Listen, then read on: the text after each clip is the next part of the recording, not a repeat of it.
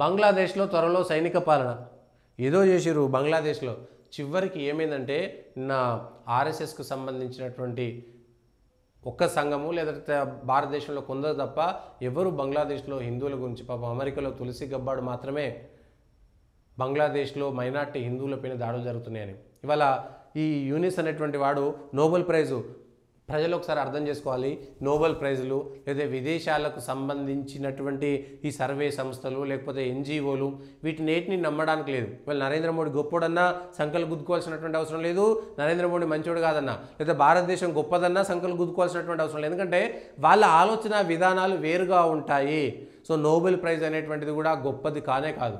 భారతదేశంలో ఎవరికో Nobel prize వచ్చిందంటే దాన్ని గొప్పగా మనం ఆలోచన చేయాల్సినటువంటి అవసరం లేదు, దాని వెనక అనేకమైనటువంటి కుట్రలు ఉంటాయి. ఇవాళ బంగ్లాదేశ్కు సంబంధించినటువంటి యూనస్ కూడా కేవలం విదేశాల నుంచి అమెరికాకు సంబంధించినటువంటి డీప్ రూటెడ్ ఏవైతే కుట్రదారులు ఉంటారో వాళ్ళ ద్వారా మాత్రమే బంగ్లాదేశ్లో అల్లర్లు జరిగినాయి. షేక్ హసీనాను పక్కకు పెట్టిరు, అంతే తప్ప ఇంకొకటి లేదు.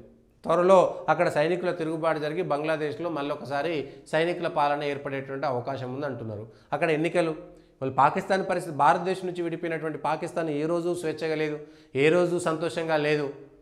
బంగ్లాదేశ్లో కూడా అదే పరిస్థితి ఉంది. ఇష్టానుసారంగా మనుషులను పుట్టించడం తప్ప అక్కడ ఇంకొకటి పని లేదు. బంగ్లాదేశ్లో ఇష్టానుసారంగా మత మార్పులు చేయడం, పాకిస్తాన్లో భారతదేశం విడిపోయినప్పుడు ఉన్నటువంటి హిందువులు క్రిస్టియన్లు ఎంత, ఆఫ్ఘనిస్తాన్లో ఉన్నటువంటి హిందువులు క్రిస్టియన్లు సిక్కులు, పాకిస్తాన్లో ఉన్నటువంటి హిందువులు క్రిస్టియన్లు సిక్కులు, బంగ్లాదేశ్లో ఉన్నటువంటి క్రిస్టియన్లు సిక్కులు హిందువులు ఏమైంది? 23% ఉన్నటువంటి హిందువులు ఇవాళ 8% ఎందుకు పడిపోయారు? ఒక్కసారి ప్రజలు ఆలోచించాలి. అట్లా సైనిక తిరుగుబాటు అవుతున్నది, ఏమి చేయలేదు. 75 సంవత్సరాలు అయిపోయింది. పోనీ ఇవాళ బంగ్లాదేశ్ పైన మళ్ళీ యుద్ధం చేసి మళ్ళీ మనం భారతదేశంలో కలుపుకోవాలంటే మళ్ళీ 20 కోట్ల జనాభా మళ్ళీ భారతదేశంలోకి యాడ్ అయిపోతుంది. అందులో 60% 70% ముస్లిం జనాభా ఉంటుంది. రేపు పొద్దుగాల మళ్ళీ మనకు అది ప్రాబ్లమే.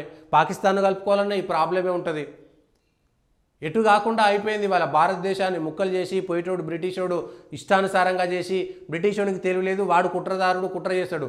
భారతదేశంలో మేమే ఎంత పీక్ పడేసినామన్నటువంటి నాయకులంతా సర్వనాశనం చేసి వాళ్ళ ఇవన్నీ తీసుకొస్తున్నారు. బంగ్లాదేశ్లో కోట్ల మంది హిందువుల హత్యకు కారణం ఎవరు?